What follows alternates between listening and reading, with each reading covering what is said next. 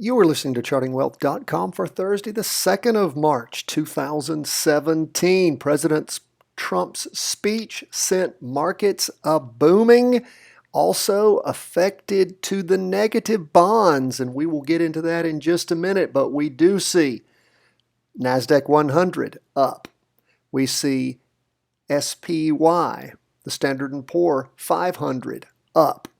We see actually 1.40% for the day on the SPY. We have 1, 2, 3, 4, 5, 6, 7, 8 two-day candles. The latest two-day candle is just making its appearance. It's only the first day of the two-day candle on the 1st of March, but it is a nice candle.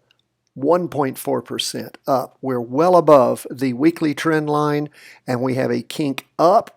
That is a good sign on the PPO, the price percent oscillator, moving even further away. It had sort of flattened out over the last two-day candle, but bumped up. Now we do see the derivative oscillator again getting a little, well, it's maintaining about the same as it was, maybe just a little bit smaller. Could be the same. It's hard to tell. But again, it has not risen to where it was on that two-day candle on the 24th. So we'll continue to watch. The market had been looking a little long in the tooth, but President Trump's positive remarks actually caused it to move up pretty substantially. So that is good news for the market, and that's good news for the S&P 500. And of course, we did have folks that had jumped into the S&P 500 when that 2-hour chart had rotated over going up. Good news for you. We did not do a weekly vertical trend trade because, as we've said before, we didn't start getting into the weekly vertical trends back on the 25th of November when it first crossed over. We did that later. That's why we're in a Qs trade and gold and TLT, which is bonds. So let's now take a look at what we are in. That is the Qs. And of course, the Qs was up nicely after two-day candles of some sideways sliding and down movement.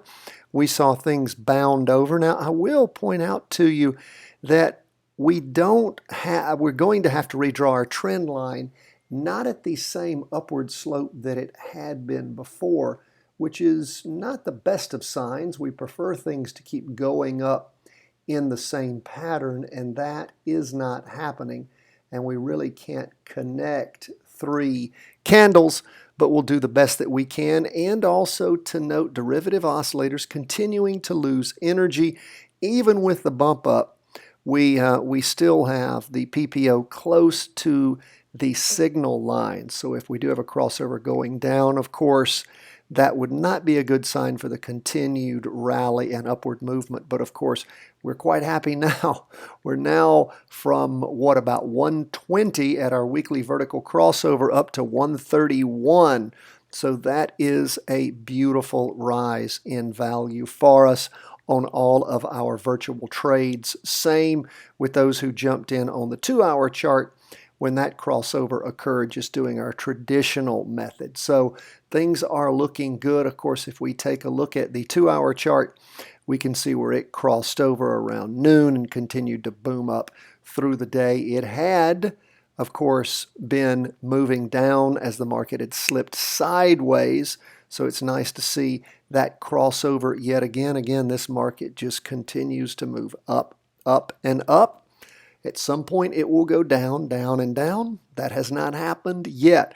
Our weekly vertical crossover is still working quite well for us. Now let's look at the bad news. The bad news is all of that exuberance in stocks did what? Hit the bond market and hit it pretty hard. It had been down at one point, over 2% for the day. It recovered a little bit.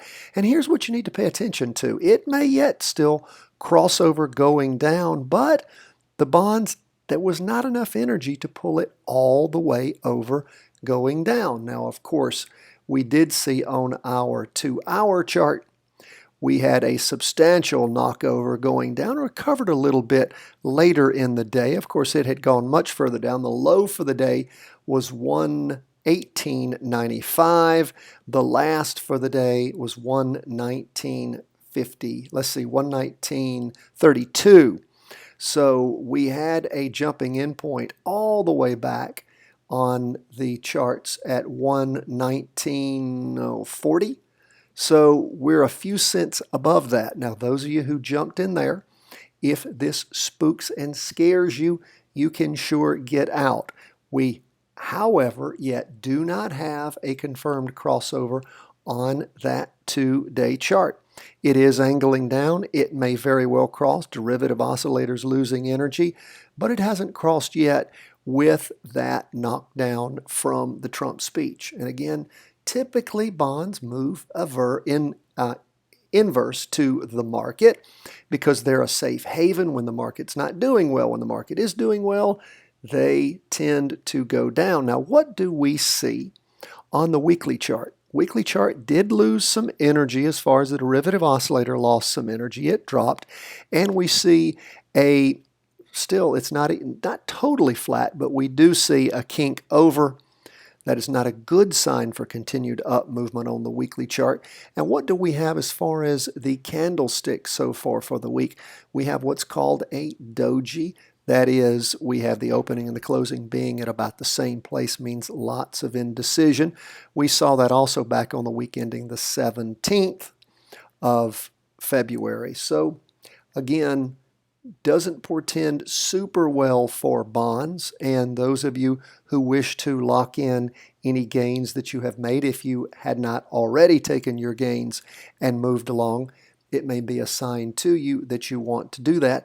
You might want to really pay attention to sort of what bonds do when they open in the morning to see if they continue on the recovery that they made late in the day. But if you do see the 2-day chart crossover going down, definite sign that you probably want to exit bonds for the time being. Now, again, we still have a weekly uptrend. As long as that's in existence and bonds cross back over, you can sure look at an entry point. But we had done well on a couple of occasions in bonds when they reached their high of 122.27, and then later, let's see, that was on the 8th of February, and then of course they did reach another high of 122.08 back on the 28th, Tuesday the 28th on our 2-day chart.